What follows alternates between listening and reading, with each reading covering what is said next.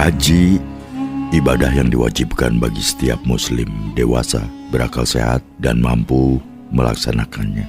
Bukanlah sekedar memakai pakaian ihram, tawaf mengitari Ka'bah, sa'i antara Safa dan Marwah, wukuf di Arafah, singgah di Muzdalifah dan Masy'ar al-Haram, dan melempar jumroh di Mina secara badani. Haji yang hakiki adalah peribadatan yang membawa seorang salik mendaki makom jasadiah ke makom ruhaniyah, menapaki kembali jejak-jejak Adam mulai saat menjadi hambanya yang terhukum hingga asal penciptaannya yang mulia dan terhormat di antara semua hambanya, yaitu Adam, yang kepadanya seluruh malaikat bersujud dan yang dibanggakan Robnya karena mengetahui nama-nama serta bisa berwawan sabda dengan Al-Khaliq. Bagi salik yang berhasrat mendaki makom ruhaniyah, syarat utama ibadah haji adalah melepas segala ingatan dan pamrih tentang kehidupan duniawi dan ukrawi sekaligus. Satu-satunya ingatan hanya kepadanya. Karena bagi salik, haji adalah ibadah, yaitu wahana yang menghubungkan abid dan ma'bud. Dan karena itu keberadaan salik sebagai abid yang menggunakan wahana ibadah untuk menunjukkan kiblat hati dan pikirannya kepada ma'bud hendaknya lurus dan bersih serta suci dari segala sesuatu yang bukan ma'bud. Bid'ah adalah tambahan-tambahan di dalam ibadah yang membawa abid memalingkan kiblat dari ma'bud.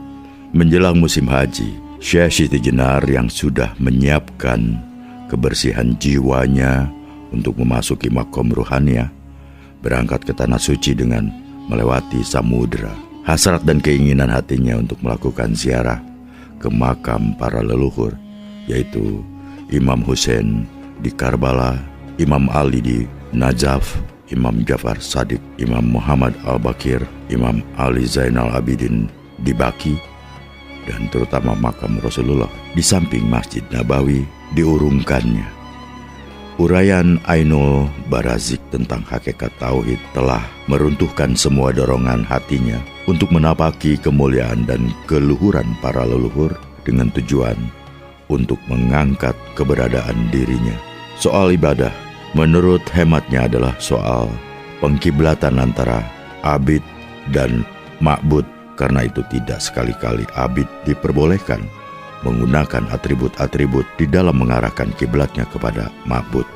Dengan melakukan perjalanan melintasi samudra, ia mendapati kenyataan bahwa di tengah samudra yang biru tidak terdapat sesuatu yang mengusik batin manusia. Hamparan samudra sepanjang waktu nampaknya hanya menyuguhkan ombak yang bergulung-gulung dan ikan yang beriringan melompat-lompat, serta kadangkala gelombang yang mengamuk, sebuah pemandangan yang sangat menjemukan. Meski demikian, di tengah samudra itu, hasrat dan dorongan ke arah duniawi dapat sangat kuat menerkam pikiran dan perasaan manusia.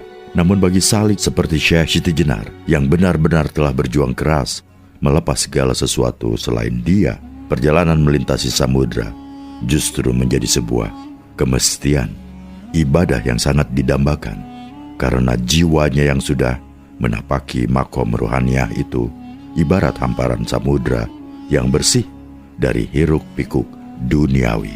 Sekalipun ia sudah menyalakan api tekad untuk tidak menghiraukan segala sesuatu selain dia, pada kenyataannya ia tidak mampu menghindar dari kehidupan duniawi sehari-hari. Selama di atas kapal misalnya, walaupun sudah diusahakan untuk lebih banyak melakukan amalia ibadah, tidak urung ia sempat pula mengenal beberapa penumpang dan awak kapal.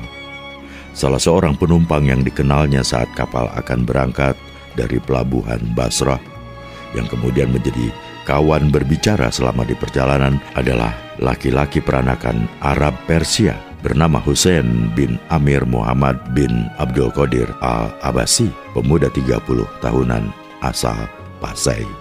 Perkenalannya dengan Husain dijebatani oleh Ahmad Mubasaroh Al-Tawalud yang ikut mengantar sampai ke atas kapal beberapa saat sebelum berangkat. Husain adalah putra Amir Muhammad bin Abdul Qadir Al-Abbasi Mullah yang sangat dihormati di negeri Pasai, kawan karib dari ayahanda Ahmad At-Tawalud. Husain adalah salik yang sedang meniti bahtera menuju pelabuhan sejati. Itu sebabnya Ahmad At-Tawalud mengungkapkan dalam perjalanannya menuju Tanah Suci, mereka berdua dapat banyak bertukar pengalaman dan pendapat. Jalan yang dia tempuh dengan jalan yang Tuhan tempuh sangat berlainan. Meski arahnya sama, yaitu menuju pelabuhan sejati, bisiknya perlahan ke dekat telinga Syekh Siti Jenar. Sesuai pesan Ahmad At-Tawalud, di sepanjang perjalanan Syekh Siti Jenar berusaha menggunakan waktu luangnya untuk berbincang-bincang dengan Husain. Dalam perbincangan itulah Husain menuturkan beberapa orang kerabatnya yang tinggal di Jawa dan menjadi penyebar Islam di sana. Bahkan saudara kakek buyut saya, Said Abdurrahman bin Qorames Al-Abbasi, menjadi pejabat tinggi di Majapahit. Kakek saya Abdul Qadir Al-Abbasi menceritakan bahwa adik dari kakeknya itu menggunakan nama Jawa, Arya Teja, yang menjadi sah bandar di pelabuhan Tuban. Selanjutnya Husain menuturkan bahwa penyebaran Islam di Jawa yang dilakukan oleh para saudagar dan guru-guru agama yang berasal dari Pasai menggunakan jaringan keluarga Al-Abbasi yang menjadi syah bandar pelabuhan Tuban. Jaringan keluarga Al-Abbasi makin kuat manakala salah seorang keturunan Abdurrahman bin Qoramas Al-Abbasi yang bernama Abdullah Siddiq menikahi putri Adipati Tuban. Dia kemudian menggantikan kedudukan mertuanya. Dengan demikian, keluarga Al-Abbasi menduduki dua jabatan penting, yaitu Syah dan Adipati. Berita terakhir yang saya terima, Abdullah Siddiq menggunakan nama Jawa, yaitu Tumenggung Wilwatikta.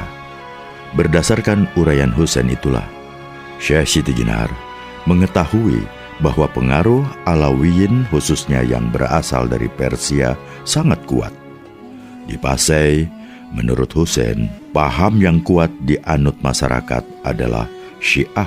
Bahkan ibundanya adalah perempuan peranakan Persia, putri Hujatul Islam Hasan Hoir bin Al-Amir Ali Istrabadi, yaitu kakek saya dari pihak ibu adalah ulama besar asal Persia. Syekh Siti Jenar merasa lega mendengar berbagai uraian tentang gerakan dakwah Islam di Jawa yang dilakukan oleh para ulama asal Pasai, karena menurut pikirannya gerakan dakwah yang dilakukan oleh para saudagar dan guru agama asal Pasai di Jawa melalui jaringan keluarga Al-Abbasi tentu membawa hasil yang baik, yaitu membangkitkan kesadaran orang-orang yang masih terjebak dalam paganisme dan penindasan atas hak-hak hidup manusia.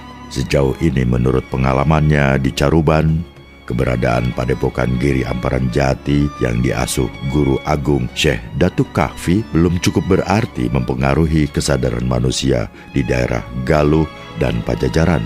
Sementara kekuasaan yang mulai dibangun di daerah Bintara telah bertumpu pada upaya-upaya penegakan kekuasaan duniawi ketimbang menyadarkan masyarakat dari ketertindasan dan keterbelakangan.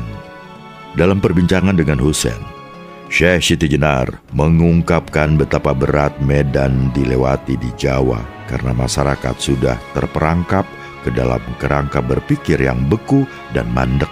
Masyarakat menurut Syekh Siti Jenar selalu dijadikan permainan oleh para elit demi kepentingan mereka. Baik penguasa maupun rohaniawan selalu memanfaatkan dan bahkan cenderung mengorbankan masyarakat untuk kepentingan pribadi. Hanya aroma keharuman Islam sebagai rahmatan lil alamin sajalah yang bisa membebaskan orang-orang dari penindasan atas sesamanya. Karena di dalam Islam tidak dikenal golongan-golongan manusia berdasarkan nazab. Tidak ada sudra, tidak ada patria. Semua sama di hadapan Allah, yang membedakan hanyalah ketakwaan, ujar Syekh Siti Jenar. Sekalipun mereka sama sepakat bahwa Islam adalah rahmatan lil alamin, soal tidak adanya perbedaan golongan di antara manusia, ternyata keduanya tidak sepaham. Husain tegas-tegas menolak pandangan Syekh Siti Jenar. Menurutnya, tidak semua orang memiliki kemampuan untuk memahami dan mengamalkan agama. Itu sebabnya masyarakat awam hendaknya taklid kepada para ulama yang memiliki otoritas di bidangnya. Ulama pun tidak boleh semau-maunya menyampaikan ajaran tanpa memiliki rujukan dan imam yang maksum.